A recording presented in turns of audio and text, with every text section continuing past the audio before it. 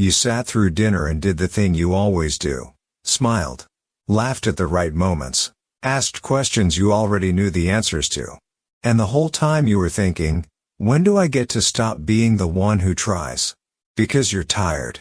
Not the kind of tired that sleep fixes. The kind that comes from carrying a friendship that only moves when you push it. A family member who only calls when they need something. A relationship where you're the one who apologizes, who remembers birthdays, who checks in, who shows up, and they don't. And everyone's got advice. They say set boundaries. They say protect your energy. They say you can't pour from an empty cup. And you nod because it all sounds right. But then you're alone at night and you're not thinking about boundaries. You're thinking, what is wrong with me that I keep choosing people who don't choose me back? There's a story in the Bible that nobody preaches on Mother's Day. It's in the book of Hosea, and it starts with God telling a prophet to do something that sounds insane. Hosea, go marry a prostitute. Not metaphorically. Actually do it. Marry a woman who will betray you. Have children with her. Build a life. And then watch her leave. So Hosea does it. He marries Gomer. They have 3 kids. And somewhere along the way, she walks out. The text doesn't say when exactly. Just that she goes back to other lovers, probably the Baal worship temples, where sacred prostitution was part of the ritual.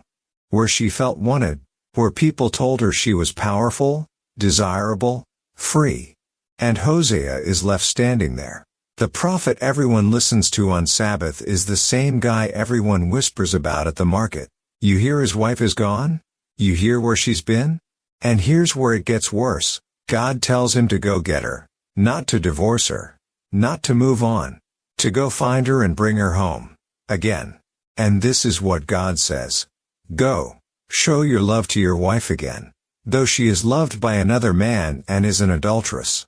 Love her as the Lord loves the Israelites. Though they turn to other gods. Loved by another man. Present tense. She's currently with someone else. And God says go love her anyway. So Hosea goes to the marketplace. And he finds her. And this is the part that makes you wince if you picture it. He has to buy her back. 15 pieces of silver and about a homer and a half of barley. Scholars think that's half the price of a slave.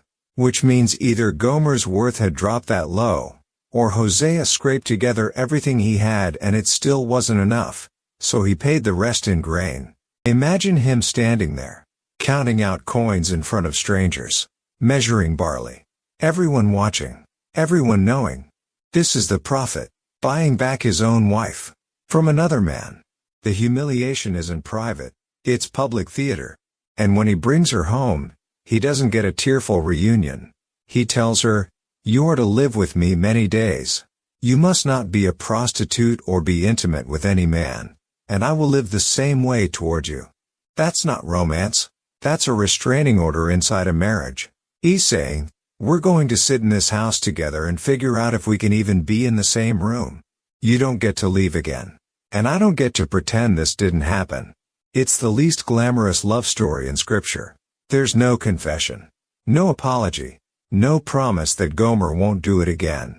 Just Hosea, exhausted, buying back a woman who might walk out tomorrow. Because God told him to. And here's the thing. God isn't using Hosea as a cautionary tale. He's using him as a mirror. This is what I do. Every single day. I love people who worship everything but me. Who chase after things that will destroy them. Who take my provision and use it to build altars to someone else. And I keep showing up. Not because they've earned it. Not because they're finally worth it. Because love that quits when it stops being returned isn't love. It's a transaction. And maybe that's the part that makes you angry. Because you're thinking, so I'm just supposed to let people use me? Keep giving to people who take and never give back? No. Look at what Hosea does. He sets terms. You will live with me many days. There's structure. There's a boundary. He doesn't pretend the betrayal didn't happen. He doesn't let her walk back in like nothing changed. But he also doesn't walk away. Here's what changes when you see this. You stop measuring your love by whether it gets returned. You stop thinking that loyalty makes you weak or that patience makes you a doormat. But you also stop pretending boundaries are mean. Hosea loved Gomer enough to buy her back and honest enough to say, "We're not okay yet." Both things were true. He didn't choose between love and truth. He held both. So think about the person you're exhausted from loving. The one who doesn't love you back the way you need. And ask yourself, am I angry because they're not changing, or because I keep expecting them to be someone they've never been? Then do this. Write down one specific boundary. Not a punishment. Not an ultimatum. A boundary. What you will do and what you won't. And then decide, can I love this person inside that boundary without needing them to become different? If the answer is no, it might be time to step back. Not everyone is yours to save. But if the answer is yes, then stop waiting for them to deserve your love before you give it. Because Hosea didn't buy Gomer back because she finally changed. He bought her back because love doesn't wait for the other person to be ready. It just shows up, counts the coins, measures the barley, and walks them home. You're not a fool for loving someone who hasn't learned how to love you back yet. You're just further down the road than they are.